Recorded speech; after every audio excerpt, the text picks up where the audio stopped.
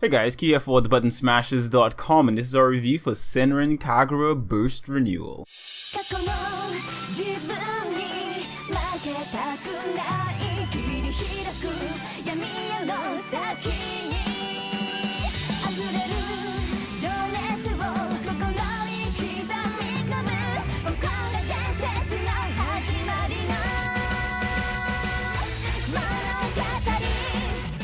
Hey guys, welcome. I know some of you guys have been waiting for this review and it's finally here.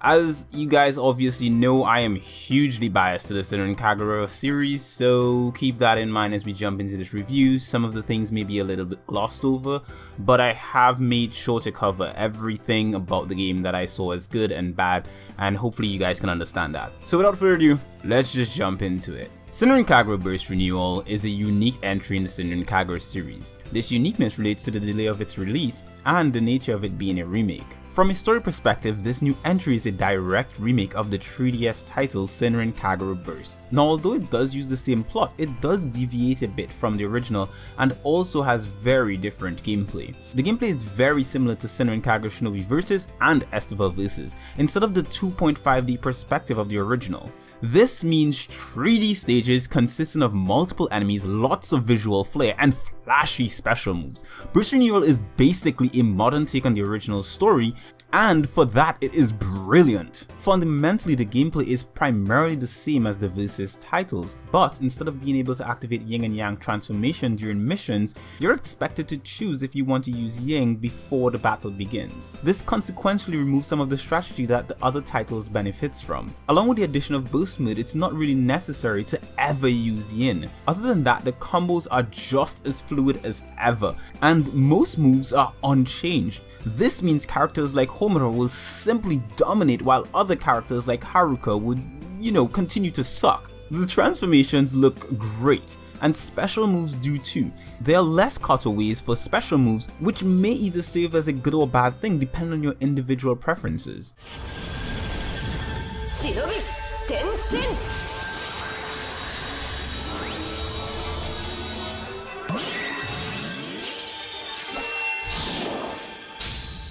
Visually, this game looks magnificent. We used the PC version for our review, and as you can tell, it both looks and performs very nicely. Now, this isn't the best looking game in the series. That honor goes to PTP Splash, but that's not to say that this is a slouch in the visual department. In fact, I think some may even argue that this is better looking than PBS.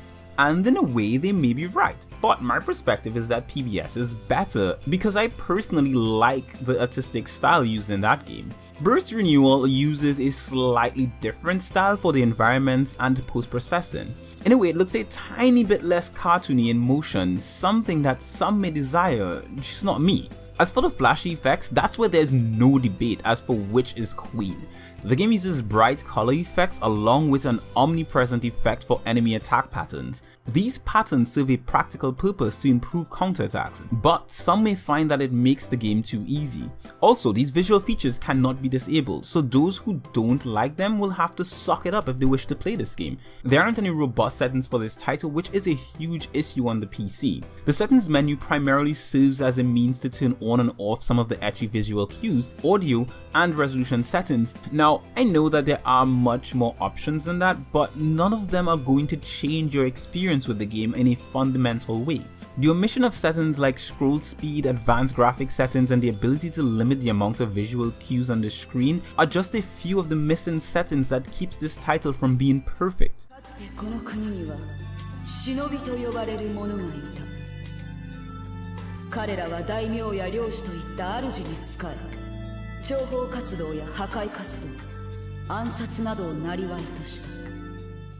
Given that chronologically this is the first mainline entry in this series of squish appreciation, the game has what seems to be easily the best plot to date. Now, I hope you noted that I said seems. I'll address that later. Senran Kagura vs. Newal covers the tale of a group of shinobi students from rival schools who, despite their differences, share similar values. The main group consists of Asuka, Hibari, Katsuragi, Ikuruga, and Yagyu. They are contrasted by Homura, Yomi, Hikage, Mirai, and Haruka. Also, both Rin and Daidoji are unlockable by completing the final mission for each of the game's 2 plots. Now, even though the order in which you choose to complete these plots is completely up to you, the Hanzo plot is arguably the one that should be played first, with the Hebijo plot following it. Each plot consists of 41 missions, and outside of them there are side missions along with training mode. Completing missions earns you a rating, in-game credit, experience, and sometimes new abilities. Each girl levels up thanks to the experience gained from completing missions, although it is possible to use growth medicine found during missions or purchased from the store. Like all the Senran Kagura titles, each character is fully customizable, and the way you choose to play them is completely up to your personal preference. Some of the stages even benefit from hidden battles, so it is encouraged to explore them as much as possible.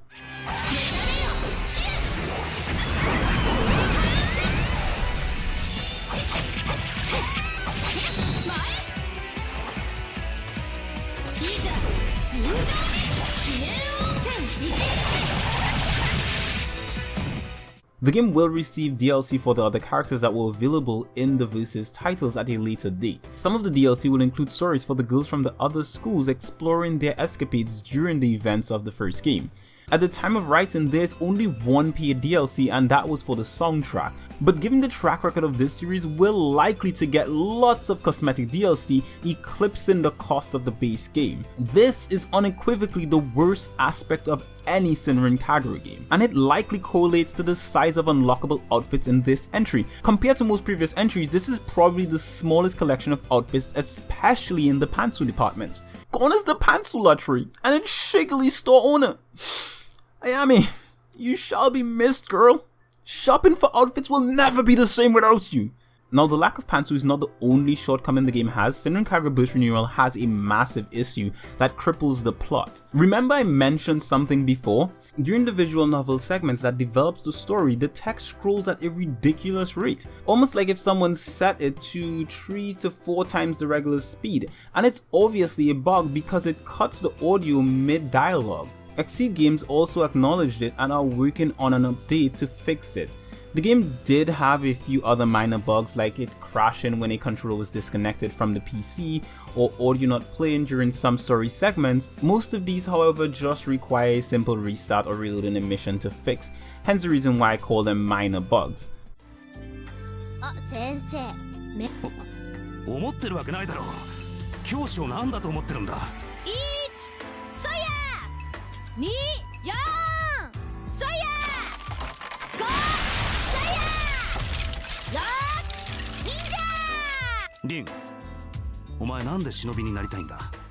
So with all that I've had to say so far, oh wait, I almost forgot, the elephant in the room.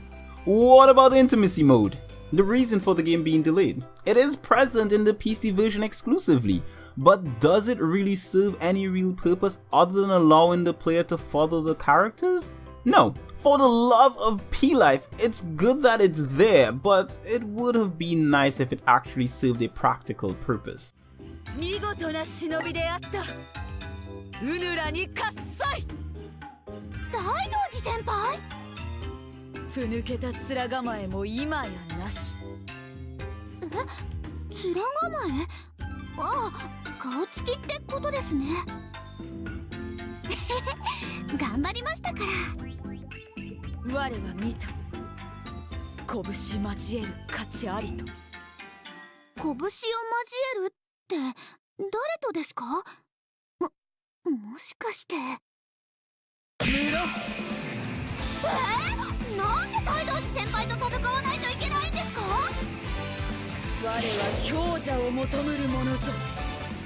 So with all that I've had to say so far about this game, here is my final verdict. In essence, this is a game for those who already fancy Senran Kagura. With its healthy supply of fanservice, solid gameplay, and possibly the best plot in the series thus far, it's an easy purchase for the initiated. However, until it is patched to fix the visual novel segments, newcomers should wait. Once it is patched, anyone with a healthy interest in action games with a bit of anime flavor should apply. Thank you very much for watching our review of Senran Kagura Boost Renewal. If you enjoyed this review, make sure to leave us a like and a comment in the comment section below to let us know what you think about the game. And if you'd like to see more content like this from us, make sure to like, subscribe, and hit that bell icon so you'll always know when we put up new content.